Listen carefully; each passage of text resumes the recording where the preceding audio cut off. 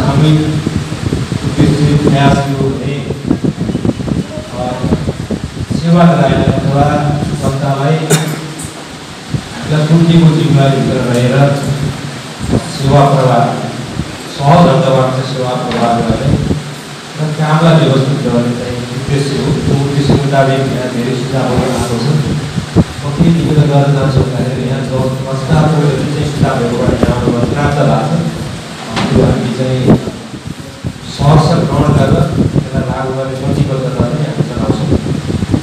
यहाँ लागु सम्बन्धी विषयमा लगभग हिसाबले सबै जिज्ञासा चाहिँ मेटाइसक्नु भएको जस्तो लाग्छ। अब तथापि यहाँ केही कुराहरू जसले यहाँ जिज्ञासा राख्नु भएको थियो उहाँले यहाँ नभए जस्तो पनि लाग्ने है। 3 महिने अभियान चाहिँ प्रभावकारी हुन सकेन। हामी 1 महिना अगाडि चाहिँ एउटा समन्वय बैठक बसेका थियौँ। त्यो समन्वय बैठकबाट भएका कार्यक्रमहरू पनि हामीलाई जानकारी भएन। अहिले कहाँ कहाँ भयो के भयो भनिन्छ। हामी चाहिँ अहिलेसम्म यो तेस्रो पालिकामा हामी कार्य योजना कार्यतालिका बनाएको छौँ। 3 महिनाभित्र हामी के काम गर्ने भनेर त्यो अन्तर्गतमै एउटा कार्यक्रम हो। हामी हरेक पालिकामा सम्पूर्ण पालिकामा एउटा यस्तो चाहिँ अन्तर्क्रिया सफल कार्यक्रम चाहिँ राख्छौँ लागु सम्बन्धी। त्यो अन्तर्गत हामी लाहानमा गऱ्यौँ, दिक्सयामा गऱ्यौँ, आज हामी धनगढीमाईमा गएका छौँ। अब पछि हामी कर्जनामा गर्छौँ। त्यसपछि कर्मैसँग हामी यो 3 महिनाभित्र सम्पूर्ण पालिकामा हामीले यस्तो अन्तर्क्रिया सफल कार्यक्रम चाहिँ सम्पन्न गर्छौँ।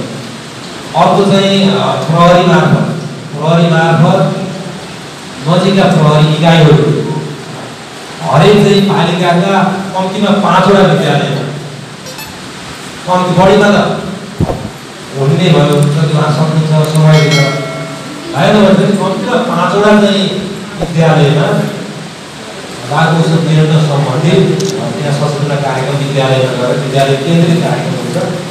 र हामीले एउटा जिगल पनि बनाएको छौँ। हामीले मिडिया मार्फत चाहिँ यसलाई प्रसारण गर्ने भनेर चाहिँ हामी यहाँका प्रभावकारी होला भनेर आफ्नै मार्फत धेरै आफ्नो हामीले सबैभन्दा पनि सरकार महासचिव मार्फत हामीलाई सजिलो होला भनेर त्यो माध्यम प्रयोग गऱ्यौँ।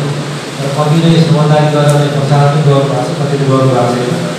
अर्को विभिन्न कार्यक्रमहरू छन्। त्यसमा हामी चाहिँ 3 महिनाभित्र गर्ने कार्यक्रमहरू र समुदायको नभने कार्यक्रम छ, पालिकाले साझेदारी गर्ने कार्यक्रम छ। पालिका नीति योजनामा समावेश गरेर चाहिँ आगामी वर्षमा लागु औषधलाई एउटा मुख्य चाहिँ कार्यक्रमभित्र राखेर हाम्रो नीति योजना कार्यक्रमभित्र चाहिँ समावेश गर्ने भनेर सहकारी गर्ने भनेर एउटा समझदारी पत्रमा हस्ताक्षर गर्ने भन्ने चाहिँ कार्यक्रम छ। त्यो कार्यक्रम हामीले केही दिनपछि यो बजेट कार्यक्रम आउनुभन्दा केही दिन अगाडि हामी पालिकासित सदरवटै पालिकासित एउटा समन्वय समितिसम्म महासचिव बसेर हामी चाहिँ त्यो बैठक पनि गर्ने चाहिँ हामी गरिरहेको छौँ। र अर्को विषय के छ भने सडक नाटक छ। यहाँ केही चाहिँ सरकारी संस्थाहरूले पनि हामी लागु सम्बन्धी काम गर्छौँ, सडक नाटकहरू गर्छौँ भनेर कार्ययोजनाको समावेश गरिएको छ। र अरू चाहिँ कोही इच्छुक चाहिँ मिडियाका साथीहरू, सरकारी संस्थाहरू, स्थानीय तह सबै यो चाहिँ 3 महिने अभियानभित्र चाहिँ आफ्ना कार्यक्रमहरू राखेर गर्न सक्छ भने त्यो हामीलाई चाहिँ जानकारी गराउँ। किन भन्दा यसको सबै कोअर्डिनेसन चाहिँ जिल्ला प्रशासन कार्यालयले गरेको छ। त्यो जानकारी गरायो भने यो हामी के भन्न सक्छौँ भन्दाखेरिमा सिराहा जिल्लामा 3 महिनाभित्र लागु नियन्त्रण सम्बन्धी यी कार्यक्रमहरू भयो भने एक डाटा चाहिँ तथ्याङ्कहरू सङ्कलन गर्ने यसको सूचना सम्प्रेषण गर्न पनि सक्छौँ। त्यो मैले यहाँलाई निवेदन गरेँ। अब यो दुर्विषयमा फँसेकालाई पनि यस्ता कार्यक्रमहरू सोझै खुल्नेलाई हामी सँगसँगै लिएर हेर्छौँ। कतिपय चाहिँ त्यो खुल्न नसक्ने भएको कारणले पनि यो सम्भावना कम देखिएको छ। कोही कोहीले चाहिँ यो समाज सुधारका लागि चाहिँ त्यसरी फँसेर उहाँ सुधार बसेर सुधार भएर आइसकेको अवस्था छ, सुध्रिसकेको अवस्था छ भने उहाँ चाहिँ हामी साथै काम गरेका छौँ।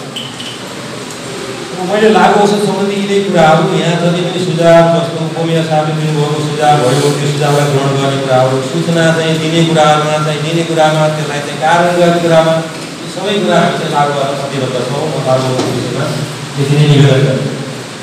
र यहाँ अर्को चाहिँ हामीले चाहिँ प्रस्तुतीकरण गरेको नागरिकता र राष्ट्रिय परिचय पत्र त्यसपछि पञ्जीकरण सम्बन्धी हामी खासै काम गर्दैनौँ। तर पञ्जीकरण सम्बन्धी केही समस्याहरू हामी कहाँ पुग्छ त्यो भएर ती कुराहरूमा यहाँ जति उठाएको छ ती कुराहरू समस्या राख्छ।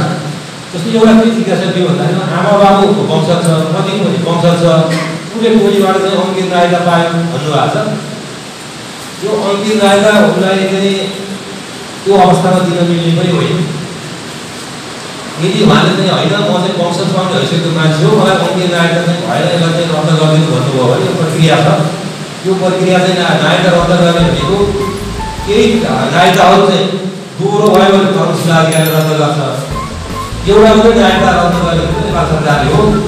प्रक्रियामा जानुपर्छ, नमिल्छ, क्याबिनेटले गर्नुपर्छ। अहिले नेपाल सरकार भनेर चाहिँ सम्बन्धित निकाय मन्त्रालयलाई पुगेको छ, अनि गृह मन्त्रालयबाटै रद्द हुन्छ भन्ने सजिलो पनि भएको छ। यदि उहाँको त्यस्तो छ भने त्यो ल्याउनुहोस्, डकुमेन्ट हेरौँ न त म प्रक्रिया रद्दको प्रक्रियामा अगाडि जान्छु, रद्द भइसकेपछि उहाँलाई वंश दिन सकिन्छ। यदि उहाँले भने पाउनुहुन्छ नागरिकता हो भने